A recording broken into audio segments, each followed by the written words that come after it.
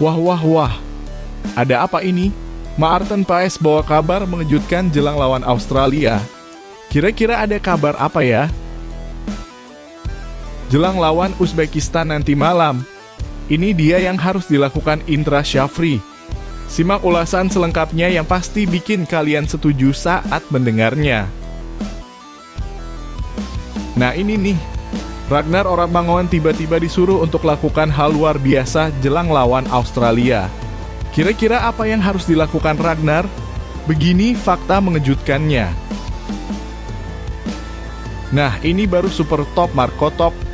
Tak ada kata menyerah. Ini dia yang dilakukan Kapten Timnas Indonesia U20 untuk hadapi Uzbekistan. Fans Garuda harus dengarkan ini hingga selesai. Yang pasti bikin kalian terharu saat mendengarnya.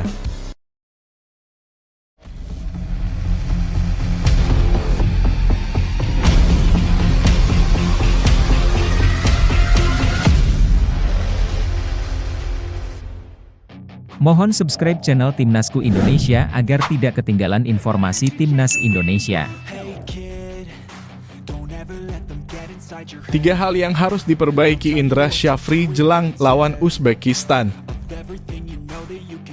Timnas Indonesia U20 akan menghadapi tantangan besar melawan Uzbekistan U20 dalam laga grup C Piala Asia U20 2025 yang akan berlangsung di Shenzhen Youth Football Training Base Center, Cina, Minggu 16 Februari 2025. Kekalahan 0-3 dari Iran U20 di laga pembuka menjadi pukulan telak bagi skuad Garuda Nusantara.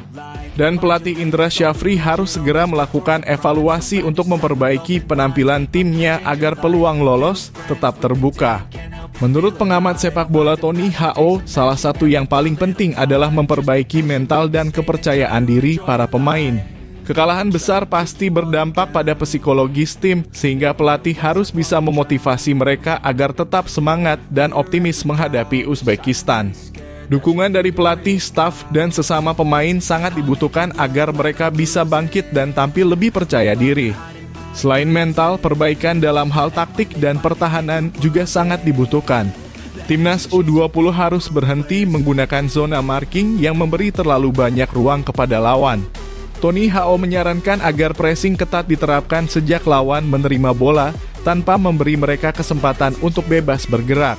Namun pressing ini juga harus dilakukan dengan penuh kesabaran agar tidak terlalu banyak membuat pelanggaran, terutama di area dekat kotak penalti yang bisa berakibat fatal. Kekalahan dari Iran menunjukkan lemahnya antisipasi bola mati Timnas U20 karena 2 dari 3 gol yang bersarang di gawang mereka berasal dari situasi sepak pojok. Ini harus menjadi perhatian serius sebelum menghadapi Uzbekistan yang dikenal memiliki kualitas passing dan koordinasi yang sangat baik. Efisiensi dalam mencetak gol juga harus menjadi prioritas. Tony H.O. menegaskan bahwa Timnas Indonesia U20 harus memanfaatkan setiap peluang yang ada, baik dari permainan terbuka maupun bola mati. Selain itu, Indra Syafri disarankan untuk kembali menggunakan gaya permainan bola-bola pendek yang rapat, yang sudah menjadi ciri khasnya sejak menangani Timnas Indonesia di SEA Games. Gaya bermain ini terbukti efektif dan dapat digunakan untuk merusak ritme permainan Uzbekistan yang cenderung kolektif dan terorganisir dengan baik. Laga melawan Uzbekistan U20 memang tidak akan mudah, tetapi jika mental, taktik, dan penyelesaian akhir bisa diperbaiki, Timnas Indonesia U20 punya peluang besar untuk meraih hasil positif. Menurut kalian, apakah Timnas U20 bisa bangkit dan menaklukkan Uzbekistan? Yuk, tuliskan pendapat kalian di kolom komentar.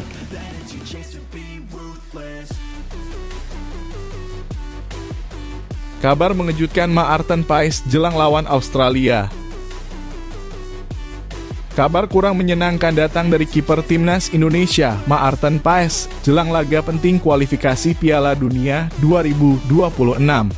Paes yang saat ini masih memperkuat klubnya FC Dallas baru saja mengalami kekalahan di laga uji coba menghadapi Atlanta United. Kekalahan ini semakin memanaskan persiapan Paes yang diharapkan tampil gemilang bersama Timnas Indonesia saat melawan Bahrain dan Australia di bawah arahan pelatih baru Patrick Kluivert. Pertandingan yang digelar Minggu 16 Februari 2025 dini hari waktu Indonesia Barat ini berlangsung tidak seperti biasanya. Kedua tim sepakat untuk bermain 3 babak alias 3 kali 45 menit. Paes diturunkan sebagai starter dan tampil selama 2 babak penuh, yaitu 90 menit pertama. Sayangnya performa klubnya tidak maksimal dalam laga tersebut. Atlanta United berhasil membuka keunggulan pada menit ke-13 dan kembali menambah gol di menit ke-58. Meskipun Lalas Abu Bakar sempat memperkecil ketertinggalan Dallas menjadi 1-2 di menit ke-63, skor tersebut tidak berubah hingga akhir babak kedua. Memasuki babak ketiga, Paes sudah ditarik keluar dan seluruh susunan pemain Dallas dirombak. Sayangnya lini pertahanan mereka kembali kebobolan di menit ke-130. Meski Bernard Kamungo berhasil memperkecil ketertinggalan melalui gol penalti di menit ke-135, Dallas tetap harus menerima kekalahan 2-3. Kekalahan ini tentu menjadi perhatian menjelang pertandingan penting pertama MLS 2025 melawan Houston Dynamo pekan depan. Pertandingan tandang tersebut akan digelar di Shell Energy Stadium pada Minggu 23 Februari 2025 pagi waktu Indonesia Barat. Bagi Paes ini menjadi momen yang cukup berat. Ia diharapkan mampu bangkit dari kekalahan ini dan memperbaiki performanya sebelum kembali ke timnas Indonesia. Tekanan tentu tidak hanya datang dari klubnya, tetapi juga dari para pendukung timnas Garuda yang menginginkan performa terbaik dalam laga-laga kualifikasi yang krusial. Penampilan Paes yang tidak cukup impresif dalam laga uji coba ini mengundang berbagai reaksi dari para penggemar sepak bola. Bagaimana pendapat Anda tentang performa Paes dan FC Dallas dalam laga ini? Apakah menurut Anda Paes bisa segera bangkit dan tampil gemilang di kualifikasi Piala Dunia 2026? Silakan tuliskan pendapat dan prediksi Anda di kolom komentar. Apakah timnas Indonesia mampu melangkah lebih jauh dengan Maarten Paes di bawah Mistar? Mari berdiskusi dan dukung Garuda untuk terus terbang tinggi di ajang internasional.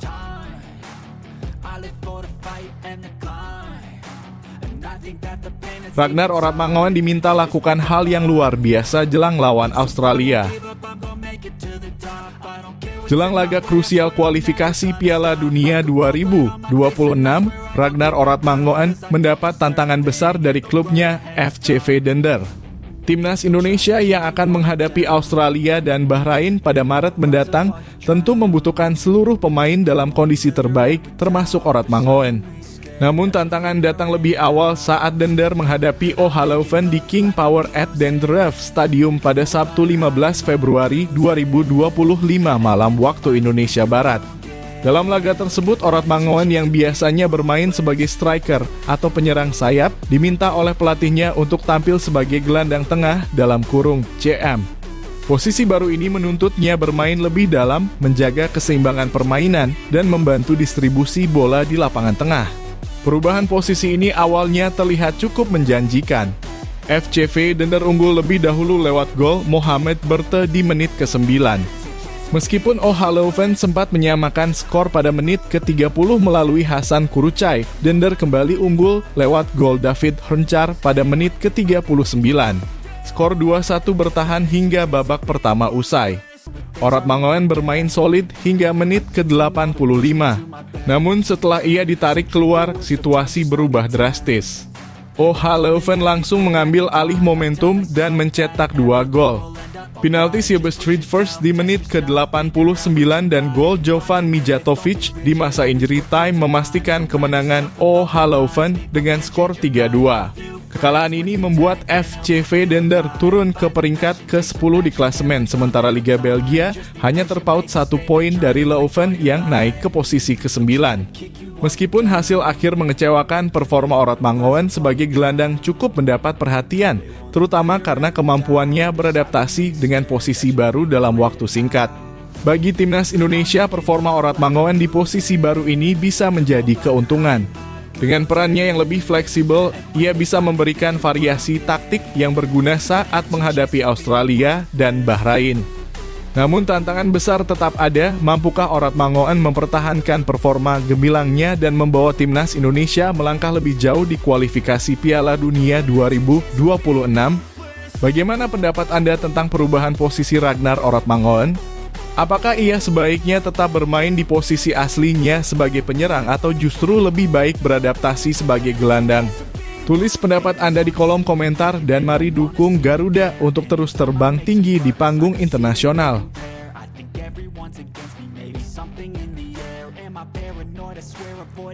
Sindiran keras media Cina jelang kualifikasi Piala Dunia 2026.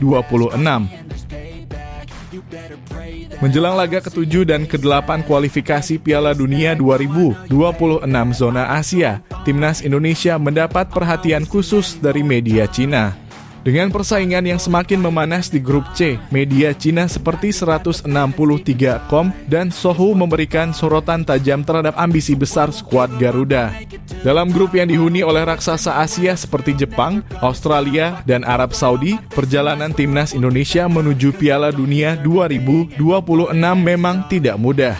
Media 163.com menyoroti beberapa perubahan signifikan yang dilakukan Indonesia, termasuk penunjukan Patrick Kluivert sebagai pelatih baru dan naturalisasi pemain keturunan tambahan. Kemenangan mengejutkan Indonesia atas Arab Saudi juga diakui sebagai bukti bahwa Garuda layak diperhitungkan. Namun mereka juga memperingatkan bahwa laga melawan Australia dan Bahrain pada Maret mendatang akan menjadi kunci untuk menjaga posisi Indonesia dalam 4 besar. Sementara itu, media Sohu mengambil nada yang lebih tajam. Mereka menyebutkan bahwa Timnas Indonesia masih dianggap sebagai lawan yang relatif lemah dan menargetkan kemenangan mudah di Jakarta saat menghadapi Indonesia pada laga ke-9 nanti. Sindiran ini jelas menyiratkan keyakinan tinggi Cina bahwa mereka bisa merebut poin penuh dari Indonesia, meskipun skuad Garuda menunjukkan peningkatan signifikan di bawah arahan Kluivert. Namun, penunjukan Patrick Kluivert sebagai pelatih kepala bukanlah keputusan sembarangan. Mantan striker Belanda ini membawa visi besar untuk meningkatkan performa tim, terutama dengan fokus pada pengembangan pemain muda dan perbaikan strategi permainan. Selain itu, kehadiran Denny Lanzaat sebagai asisten pelatih juga menambah kekuatan tim. Dengan persiapan matang, Kluivert optimis membawa Indonesia ke level permainan yang lebih tinggi dan bersaing ketat di grup C. Pertandingan melawan Bahrain pada 25 Maret menjadi sorotan utama, terutama karena sejarah konflik di pertemuan pertama mereka. Laga ini akan menjadi ujian besar bagi mentalitas dan konsistensi skuad Garuda. Jika berhasil meraih 3 poin, peluang Indonesia untuk lolos ke putaran selanjutnya akan semakin besar. Pertanyaannya sekarang, apakah sindiran keras dari media Cina ini akan menjadi beban atau justru motivasi tambahan bagi Timnas Indonesia? Bisakah Garuda membuktikan bahwa mereka bukan lagi lawan yang diremehkan? Tulis pendapat kalian di kolom komentar. Apakah Indonesia mampu membungkam kritikan dan meraih tiket ke Piala Dunia 2026? Mari dukung Timnas dengan penuh semangat.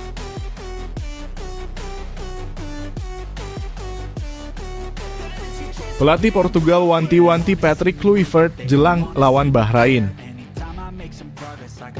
Timnas Indonesia akan menghadapi laga krusial melawan Bahrain pada 25 Maret 2025 dalam lanjutan putaran ketiga kualifikasi Piala Dunia 2026 zona Asia Grup C.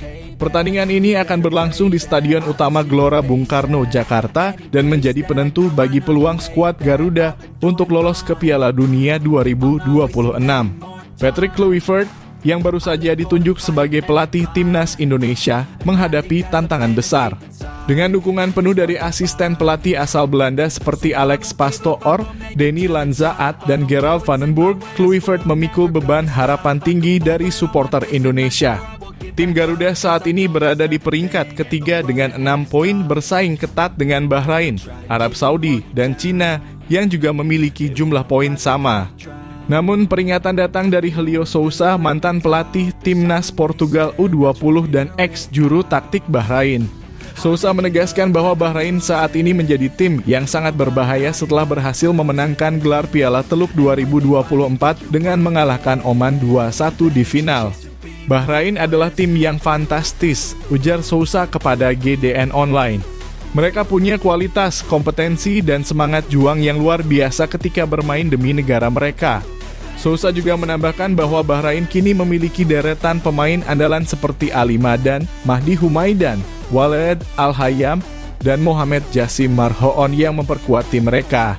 Menurut Sousa, kekuatan Bahrain terletak pada kedisiplinan dan kerjasama tim yang solid. Mereka adalah lawan yang sangat sulit dikalahkan dan hampir selalu tampil maksimal di setiap pertandingan. Sousa bahkan menyebut Bahrain memiliki semua syarat untuk menjadi juara. Peringatan ini tentu harus menjadi perhatian serius bagi Kluivert dan jajaran pelatih timnas Indonesia. Jika tidak mampu mengantisipasi kelebihan-kelebihan Bahrain, peluang meraih 3 poin di laga kandang bisa terancam. Di sisi lain, Kluivert harus memanfaatkan keunggulan dukungan supporter tuan rumah di GBK. Atmosfer stadion yang penuh semangat dan persiapan matang diharapkan bisa membawa skuad Garuda tampil habis-habisan demi kemenangan. Bagaimana menurut kalian, apakah timnas Indonesia mampu mengatasi Bahrain di bawah arahan Patrick Kluivert? Atau justru skuad Garuda akan kesulitan menghadapi tim kuat seperti Bahrain? Yuk, tulis pendapat kalian di kolom komentar.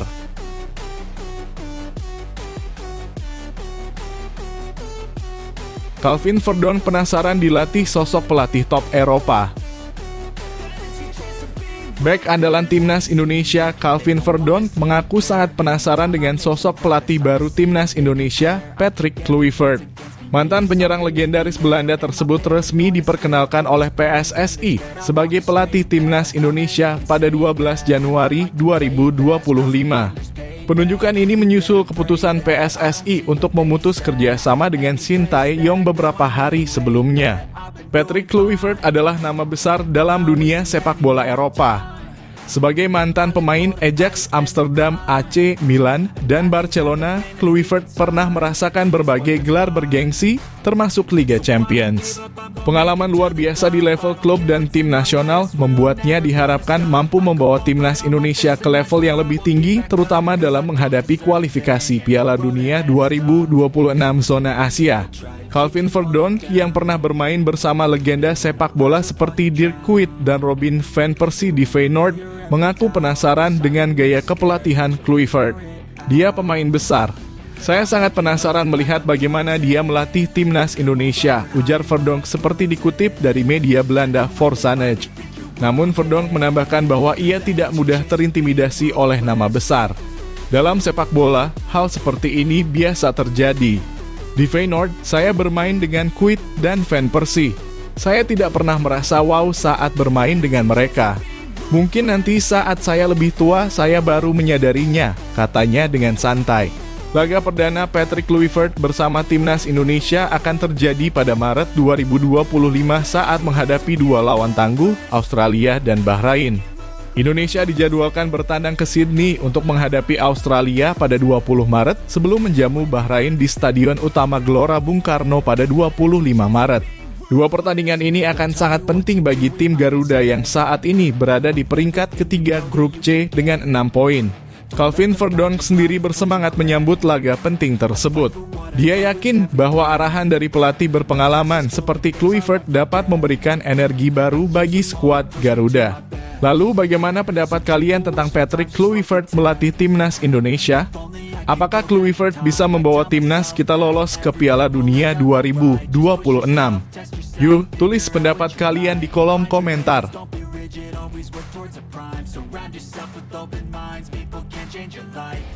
Tekad Donjitri Pamungkas jelang lawan Uzbekistan.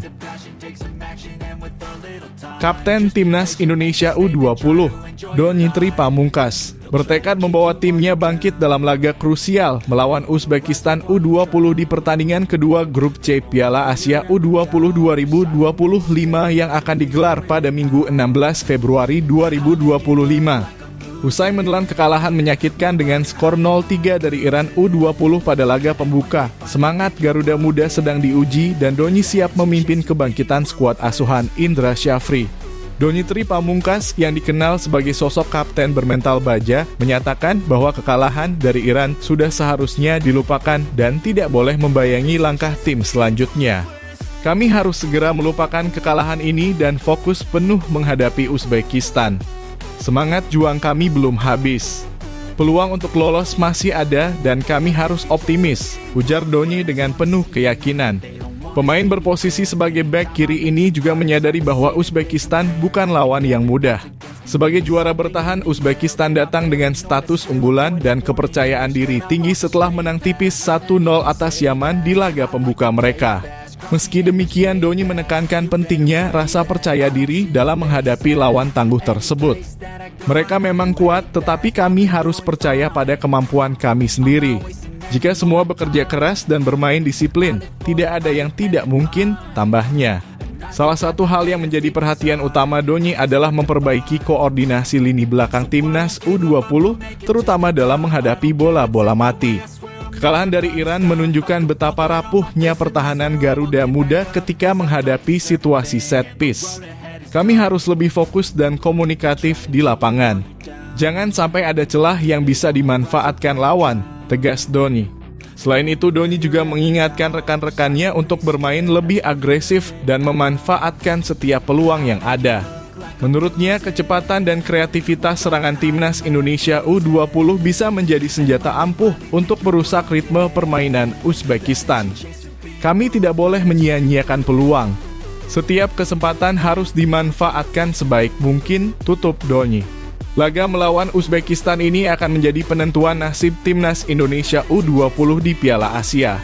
Jika berhasil bangkit dan meraih kemenangan, peluang untuk lolos ke perempat final tetap terjaga.